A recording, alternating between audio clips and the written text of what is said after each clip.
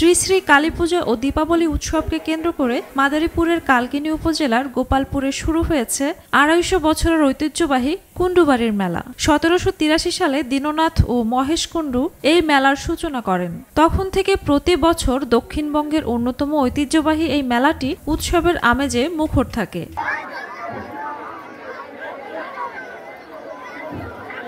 এবারও ২১ থেকে ২২ অক্টোবর ২ দিনব্যাপী অনুষ্ঠিত হয়েছে এই মেলা। কাঠের আসবাবপত্র, বেতের তৈরি দ্রব্য, শিশুদের খেলনা, মাটির পণ্য ও খাবারের স্টল মিলিয়ে ২৫০ শতাধিক দোকান বসেছে। দেশের বিভিন্ন জেলা থেকে আসা ব্যবসায়ীরা পসরা সাজিয়ে বিক্রি করছেন দেশীয় পণ্য।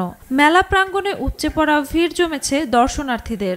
আমরা মেলা আসি, ভালোই আর কি ঘোরাফেরা করলাম, খাওয়া দাওয়া করলাম, নাগরদোলা ঝুললাম। চারপাশের আয়োজন খুবই সুন্দর। পরিবারের সাথে ঘুরতে এসেছি, অনেক ভালো লাগলো, অনেক আনন্দ হলো, মজা করলাম অনেক। এইটা আমাদের কুণ্ডুবাড়ি মেলা, আমাদের বাড়ির পাশে। আমরা প্রতি বছর এই মেলাতে ঘুরতে আসি। সবকিছু মিলে আমরা অনেক আনন্দ করতেছি। যদিও কিছু স্থানীয় ব্যক্তি নিরাপত্তার অজুহাতে মেলা বন্ধের দাবি জানিয়েছিলেন। প্রশাসনের উদ্যোগে আলোচনা সাপেক্ষে মেলাটি সীমিত আকারে আয়োজন করা হয়েছে। সার্বিক নিরাপত্তা নিশ্চিতে সেনাবাহিনী, পুলিশ, র্যাব ও আনসার সদস্যরা দায়িত্ব পালন করেছেন। আমরা এখনো পর্যন্ত কারো কাছ থেকে কোনো ধরনের আইন শৃঙ্খলা সংক্রান্ত অভিযোগ পাইনি। যদি সেরকম কোনো কিছু পাওয়া যায় আমরা গুরুত্ব দিয়ে তদারকি করব। দর্শনার্থী ও বিক্রেতারা জানান, দক্ষিণবঙ্গের এই ঐতিহ্যকে টিকিয়ে রাখতে ভবিষ্যতে আরো বৃহৎ পরিসরে মেলার আয়োজন করা উচিত। আমার সব পরিবার ফ্যামিলি নিয়ে আসছি।